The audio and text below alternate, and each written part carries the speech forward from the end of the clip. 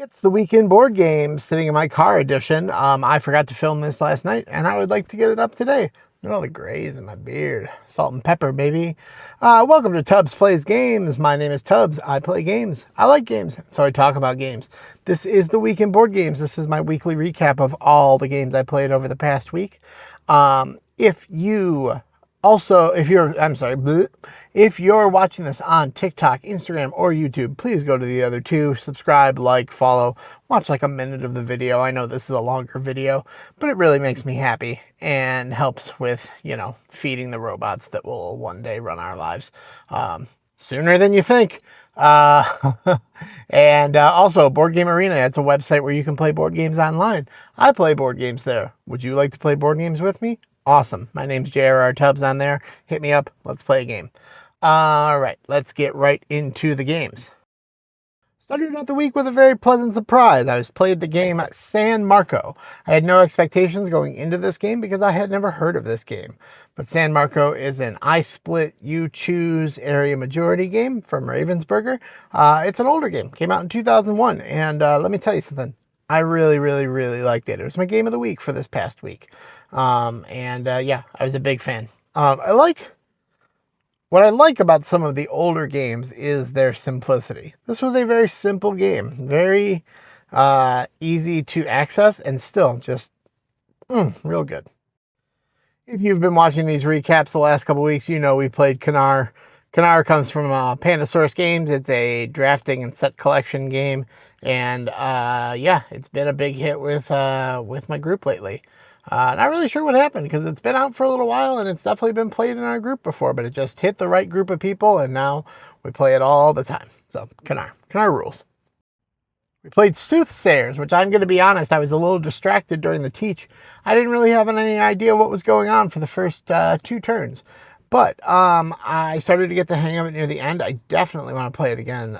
It was a very cool game. I love the artwork. I love the mechanics to it. It's just all around a game. I've already been playing on BGA because it's in alpha there. And yeah, big fan. Comes to us from Play to Z Games. Moving right along, on Valentine's Day, my wife and I started our day off with coffee and a board game. We played Perch, which is from Inside Up Games, a very, very mean area control game. I don't want to say too much about it because a review of Perch is going to be posted on Friday. So check that out and you can see more then. Started out our Sunday meetup with another game of Perch. I wanted to play it at a higher player count than just 2, just to see how that affects the gameplay.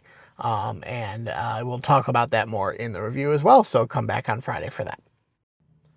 It was our theme day for the month, and our theme was the top games of your top 10 of 2025.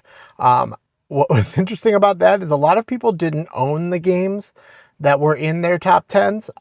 We had some people who brought games that other people had in their top 10s, but this was the only top 10 game that actually got to the table, because a lot of people's top 10s, they played at conventions and they haven't come out yet, or they haven't gotten their hands on it yet.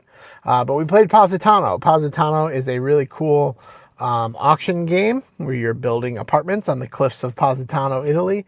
And man, what a good game. My only complaint about this game is that I think the setup of the game and the teach of the game takes almost as long as the game takes to play. It's like a 25-minute setup and teach and about a 30-minute game. But it's a delightful 30-minute game. I love this game. It was one of my top 10 of 2025. While we were waiting for the other table to finish up their game, we played Payback, which is a really interesting card shedding game. I really, really enjoyed it. I thought it was great fun. I mean, it's very much, it's Uno Plus. And, as I've said before, when people sometimes say, like, oh, this game's just like Uno. Like, Uno is one of the most popular games in the world, and it's popular for a reason. So, like, if somebody finds a twist on Uno and makes, like, a higher level Uno, man, I'm all for it. So, like, man, I really enjoyed Payback. Then I got a chance to play Great Western Trail, which is from Arclight Games. This is I don't know what I would call this game. It's not a worker placement. Oh, it's a deck building game of sorts. Yeah, no, it is. It's a deck building game. A lot more things going on to it than just deck building, but that's its main mechanic, I would say. And this is one of those games that falls under the, all-timer classics that I'd never played before.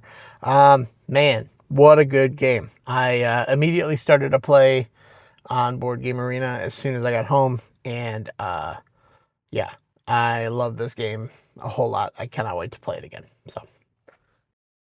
And that was all the games we played this week. Last thing we need to do is announce the ultimate game of the week. For those who don't know, game of the week is a hashtag I run on Instagram. The community picks their favorite game of the week, and on Monday I post the list and we all vote for our top 3.